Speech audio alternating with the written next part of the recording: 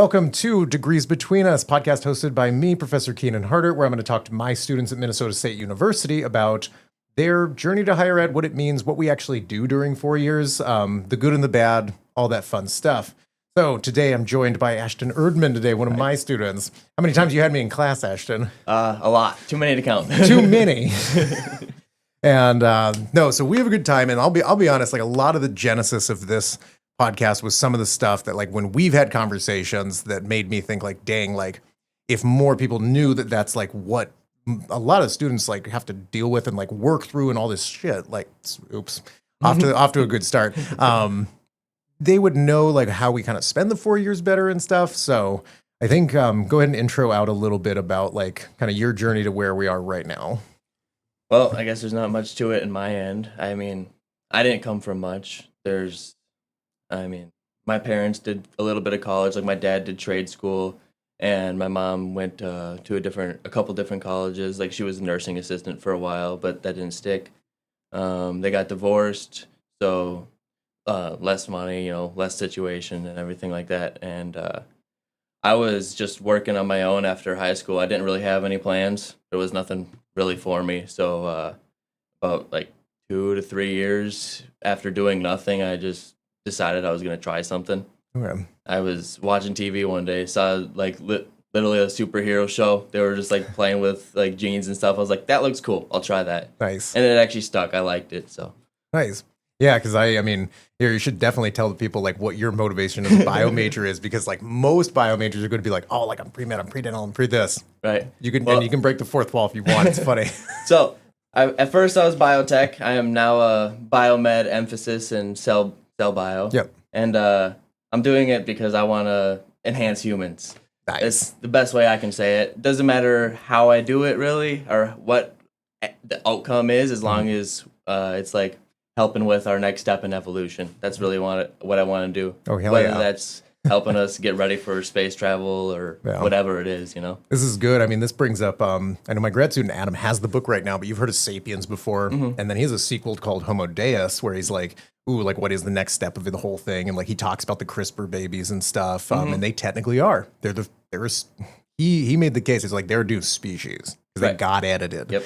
But the funniest thing is like I always bring up CRISPR in genetics class, and I'm like, oh, like unholy thou, blah, blah, blah. And everybody's like, no, yeah, moratorium, don't use it on humans. And like, there's always a couple in class like, taller, I want to be taller. And I'm like, me too. See, there it is. I want to be faster. Yeah, good. Some fast twitch muscles in there. Just a nice little CRISPR injection, like in the video game Bioshock, right? Yep. Yeah, just like the injections. Like the injections in Bioshock are fun. Like some of the sci-fi stuff is cool biology, where it's like, how far would you have to take it to get like to a Bioshock injection before it was real, right? I don't think it's that far. I think that's the thing, is like if you could target the right like vectors, like grabbers for CRISPR, the right gene, the right ingredient, like theoretically that's possible. I was looking at some of the genes, and it's not that hard. I mean, there's some genes that like will literally just enhance strength. Yeah. No, that's true. And like in terms of ones especially that shut off the like negative regulators of muscle stuff. So this is actually a good point that we do in genetics, where it's like, I think it's the myostatin gene. Typically it's like those dogs that are like totally like ripped and like bulked. They have losses in myostatin, and people are like, what is that? It's like that gene actually stops muscle hypertrophy and growth. And everybody's like, why would that happen? Why would you evolve that way? Because you got to eat out in the wild and you got to eat that beef. It's going to be hard. So you only want a few people in any pack or dogs in any pack that have like the beef. Doesn't hurt to have a few, but no. So that's why, like, again, like you're a creative one, because it's a different approach. Like science would probably be the end goal with like master's, PhD, maybe, because then you can transition if you want to do academic research or if you wanted to do private. And like, I mean, because there's a million startups out there that like try this idea and they need consultants or scientists or whatever. Given everything, like what are some of the strengths like here that you think you've picked up from like the classes and labs that you think you're like, okay, I'm better off now to do what I want to do, maybe? It's really, it's hard to say. For me, it's mostly lecture. It's learning what I like, all the information for me. Lab, there's a lot of, you get the pipette, like all the experience, but you're following instructions with that. When you're in lecture, you're actually absorbing more information, in my opinion, at least. like you can learn the skills for lab and you can remember those skills pretty easily and translate them out. But when I'm in lecture, I'm actually picking up like the little details, like history and stuff that brought us to this point. That's Right. kind of what it is for me, Yeah, and I this brings up one thing that you'll constantly hear, like kind of on the outside, which is like, oh, there's a YouTube for that. There's a million hours of this. So like, what would you? I mean, what would you like? You and I both share that where we like really like learning about new shit.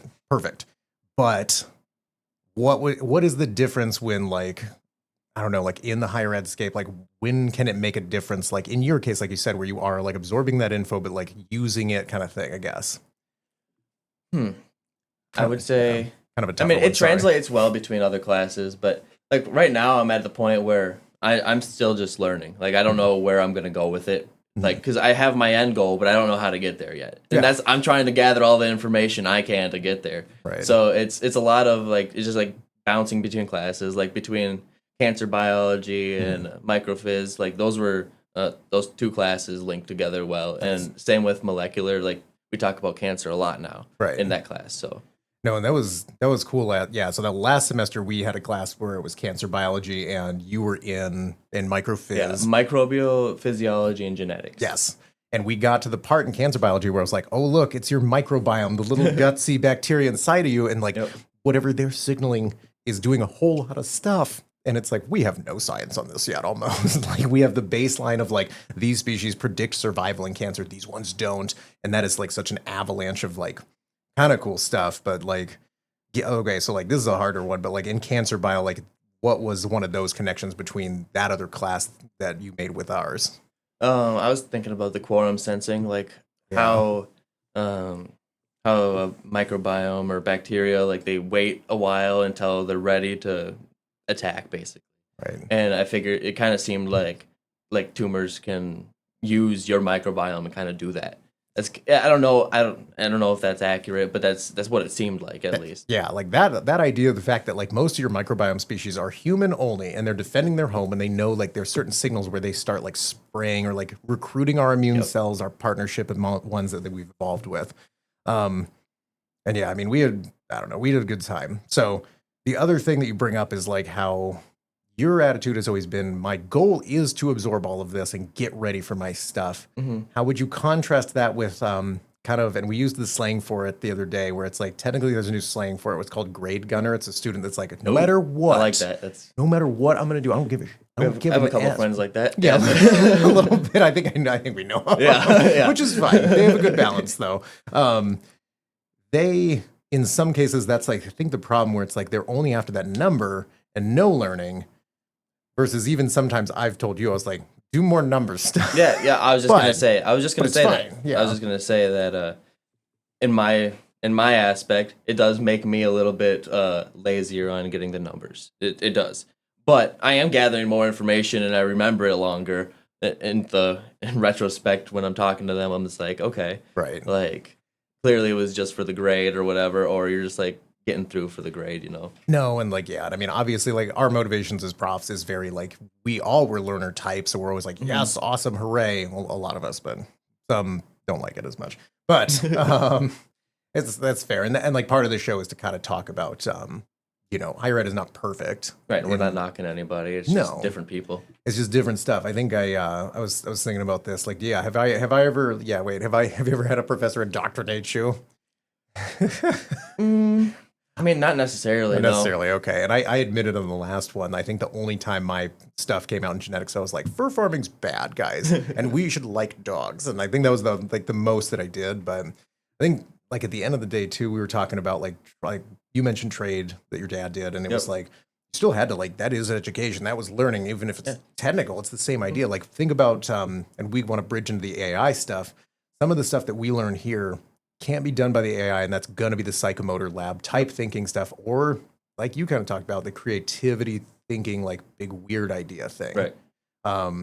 What would you say? Like, I mean, we're right now in a big midst of like, oh no, nothing will matter because the AI is going to become AGI and nuke us or something. Not smart enough. Yeah, I know. I think it's no.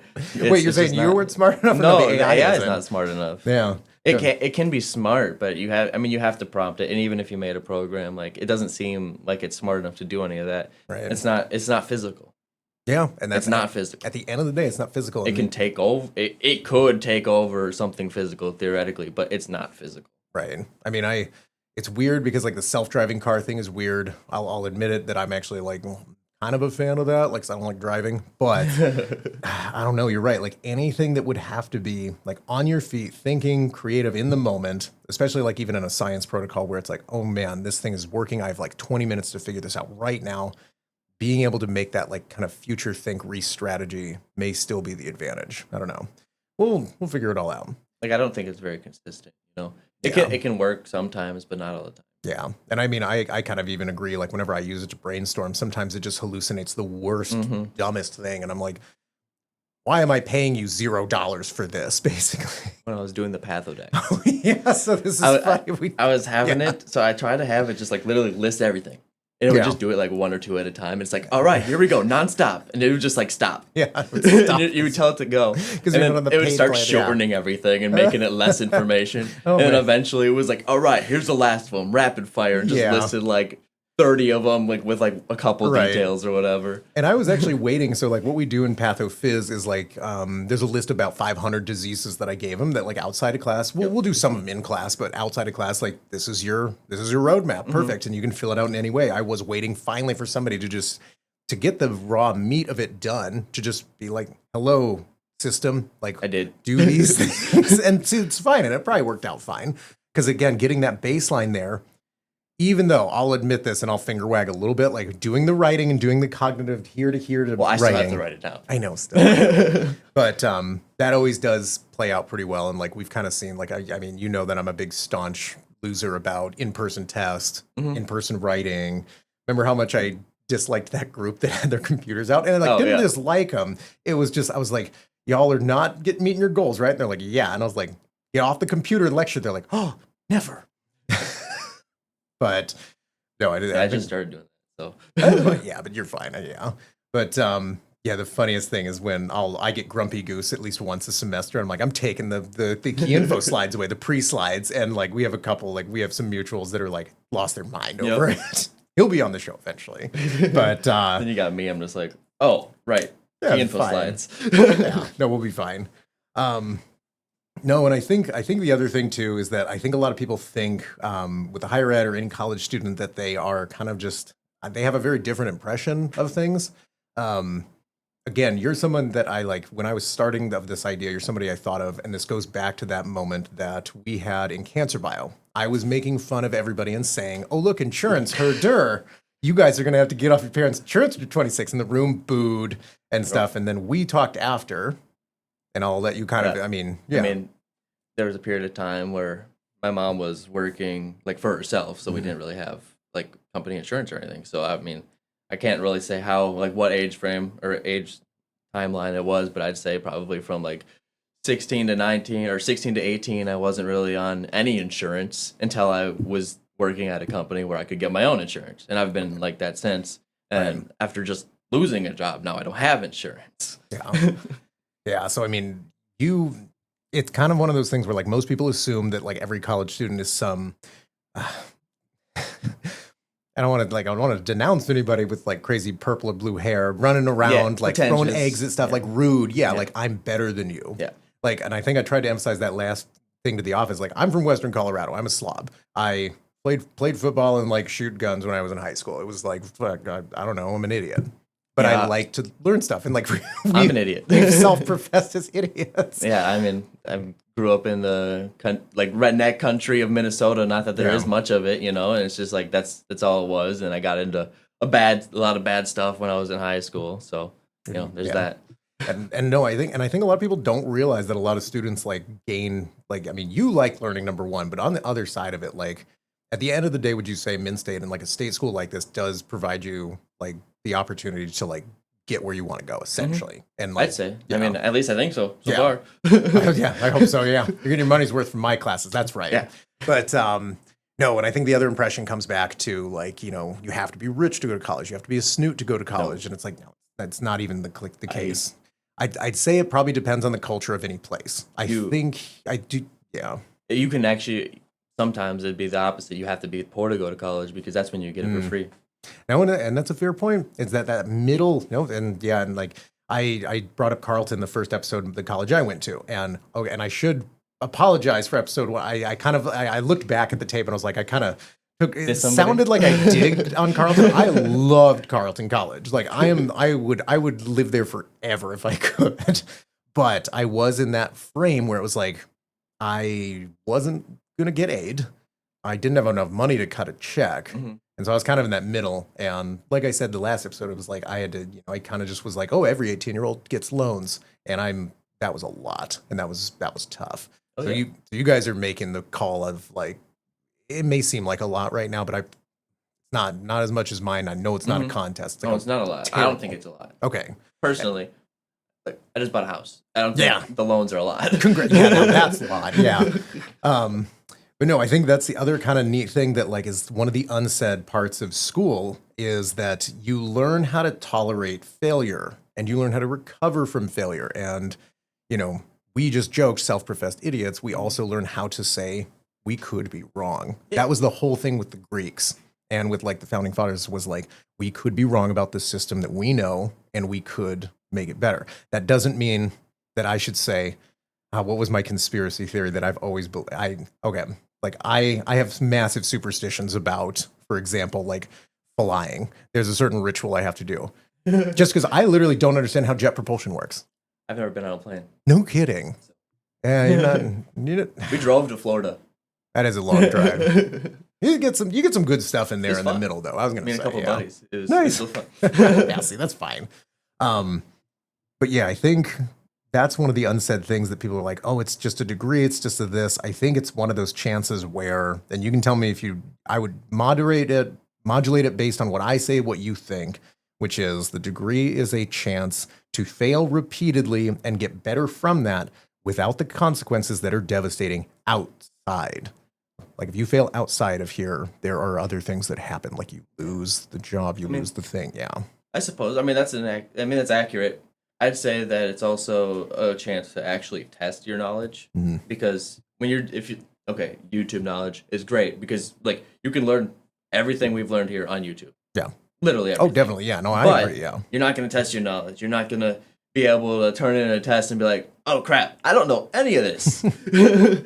Like I have in the past, right? And still made it as far as I have, right? So this actually brings up something I do have in my notes, which is that I think we've kind of joked about this, where it's like, okay, so kind of back to the AI, but it'll get back to just teaching in general.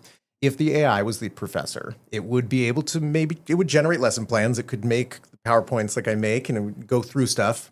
It wouldn't do great. I don't think so. I don't think so. I think the main thing that we still have as humans is like, I have stories for you guys, not only about like biology, but about like successes in studying, success in this, how to do stuff, how to meet people, how to do this. And I think that if we can still offer that, we still have a shot to still make that kind of this like a human thing still.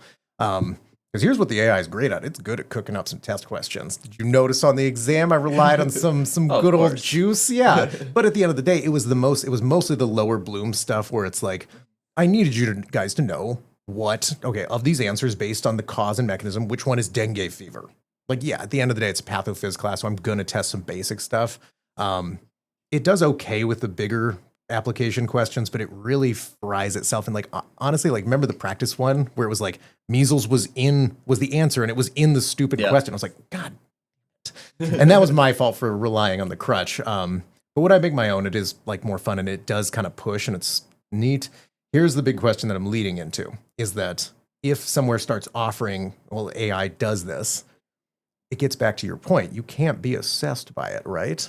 It doesn't know how far to push. Like if it was to, like, so you give us the task of doing the pathodex. Yeah. We can use AI to complete that. But if it was to give us that task, it would likely just complete it, right? It would just grade it back on itself, right? The AI would just be grading the AI. Right. So that's like the weirdest part. And where this is leading, have you ever, and again, this will be our first fun controversial take, somewhat. There's something called ungrading, where it basically says at the end of the class, and again, maybe I'm oversimplifying it, so don't, skewer me. At the end of the class, you essentially ask the students, what grade do you think you earned? Yeah. Oh yeah. You're making I've the never heard of face. that. Yeah. And that's happening. The first inkling of it was during the COVID thing. I was not here when this happened, but there were certain voices, like in some of the faculty, that were like, give every student an A or an A minus. That's it. Yeah, that was it. That was it. It was strange, right? And here, get closer. Sorry, like Joe Rogan said. So that's the beginning of that. So if that was the case, and the professor was an AI, it's over then. Yeah, Because then it would just be an endless cycle of A's.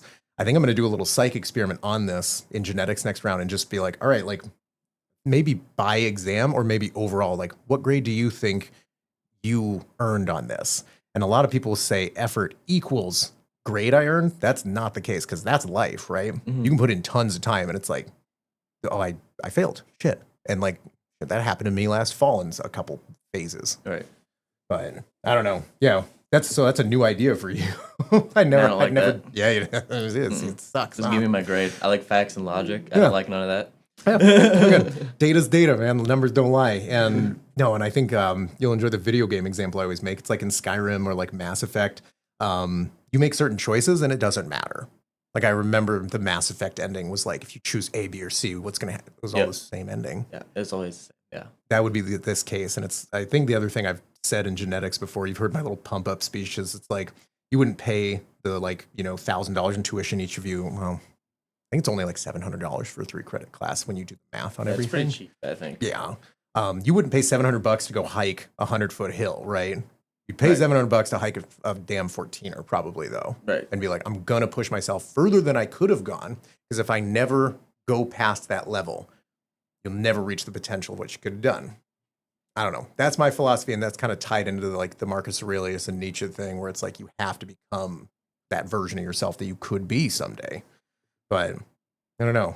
I don't know if I'd ever pay that much to climb a hill because, I mean, we're supposed to climb hills. Those are our hills to climb. No kidding, right?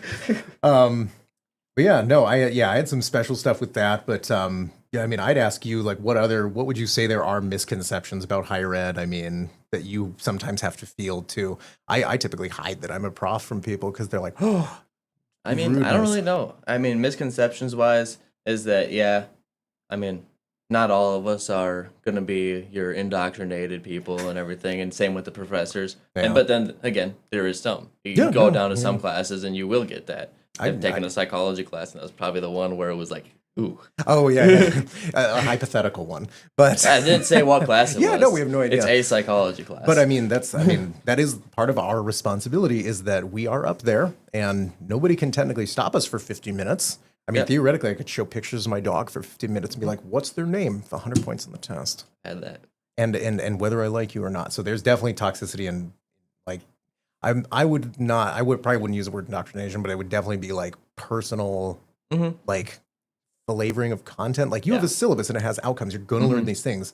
You have to do that. So I think it's insane. But anyway, what would you say kind of, I don't know. Do you think there's a changing role in higher ed coming up in the future? I think so. Okay. I think that it's going to be a little bit more serious, science-based too. I think that the doors are kind of opening for more exploration in science. I don't know. That's what it feels like to me, at least. It feels like we've kind of been, I don't know, flatlined for a while. That's what it feels like to me. Feels that way. But remember in cancer bio, it was like in the last 5 years, like we've done all this. Like we've done like CAR T cells. We've done like the cancer, like cancer vaccines, maybe. Oh, controversial. I'm going to get tagged. But no, I mean, I think you'd be one that I would say, and it's hard to do. I think here, what the thing is like at a larger school like ours, I think it's hard to do writing and some of that like really like deeply well, because it is that same creative avenue of thinking and applying and planning, even when it is like creative writing or philosophy or something. Your path has elements that do go through that path just naturally. I think a lot of your classmates, that's why I push towards like those green text stories that I have where like, here, and I should explain, red text means it's on the test. Blue text means kind of too detailed, but green is like, this is fun. This is like an idea. This is a story. Hey, I mean, you've been through 2 of my classes now where I've brought up the genesis of poison gas in World War I, right? And it's like, that was a huge Rubicon to cross. and why it happened, what motivated it, the history behind it. I can't test on that in a biology class, but in your case with, doing a biotech that would theoretically augment things, there will be times that you may have to be like, all right, like once we do this, it's over and it will be out there. And that's kind of the idea with. That's the hard thing. Like you kind of got a necessary villain sometimes. It doesn't have to be in the long run. They find out not villain, but in the immediate moment, it's like, oh, that's crazy. Yeah. But no, here, I got another fun story for you and I. So to go back to genetics, remember the enzyme? Remember we used them? But it's a good story. So that's actually a good story. It is actually it is, yeah. So it's like, and this goes into the kind of the real higher ed of like, kind of teammate stuff, but also like communicating like with me back and forth. Like that was a very like adult situation for all like 6 of us to be in. Yeah. So what ended up happening was there was a bit of a mix up in one of the first lab sections, and we only had like 50 microliters of this enzyme, and something happened where somebody sucked up like 100 of it, and it was done. So we lost the lab kind of. So it was fine. Like I'll live. And I was like, hey guys, but it does, you gotta like acknowledge the like to be careful on that.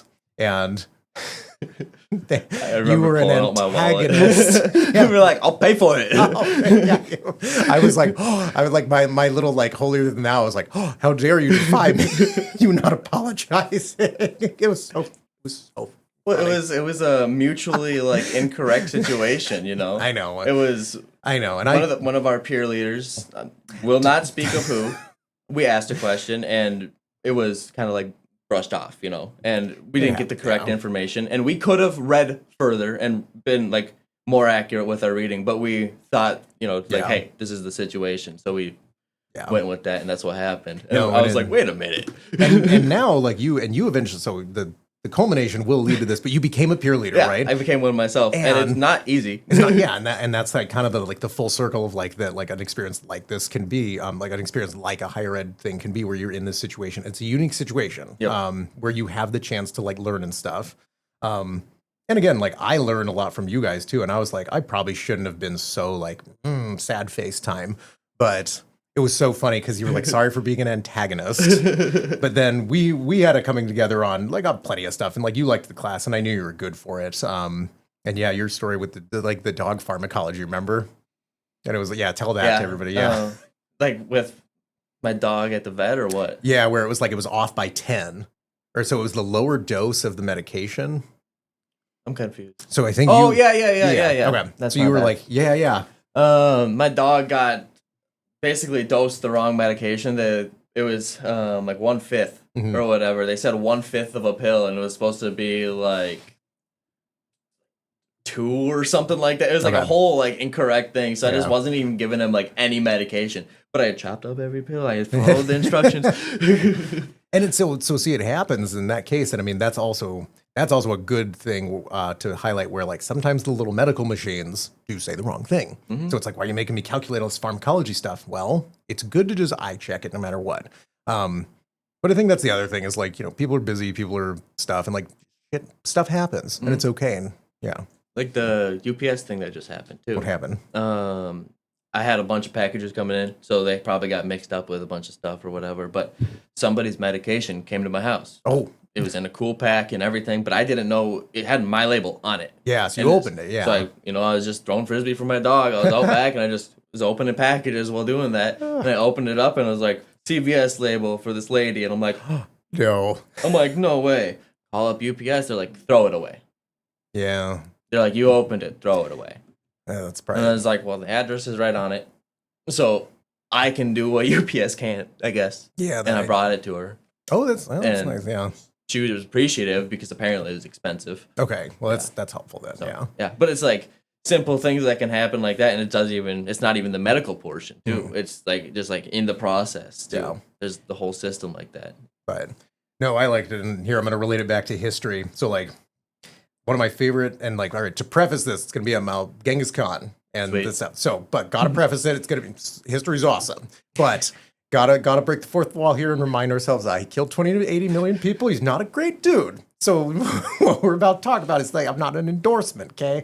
All right. But dude is still like harassing regional China at this point early on in his career, wins. It kind of is beaten back by this dude called Subadai in regional China. And eventually the third battle or something, Subadai fucking takes his horse down and like knocks the Great Khan down. Like, you can die from falling off the horse. And so, but he loses that battle and he's all rounded up. And they're like, dude, you knocked the Khan down. Like, we're going to skin you alive. Genghis Khan's like, nah, like, you work for me. You'll be the best. And he rose up as a general. He never lost a battle. And so it was like kind of one of those things where like, even though like you and I or me and a bunch of people have ever like, disagreed on something, that was fine. And I think if people are like really afraid of that interaction, they run away from it. And by not, it shows a lot of like, have what it takes in the real, the real scenarios will call for that someday, of like having that ability to like just go back and forth and be like, hey, evidence, like how I feel. But at the end of the day, it's nobody has to blow up over things. Right. Exactly. And I think that's like always the biggest, because part of the reason I regret getting on you guys was that I think one person in that group really took it so hard. And I even tried to like pick that person up a few times, but I think they just like, I don't know. So on some cases, like I have to have expectations. So, well, right. And I mean, it's still a conversation that had to be had. I mean, we should have read better. That's true. Yeah.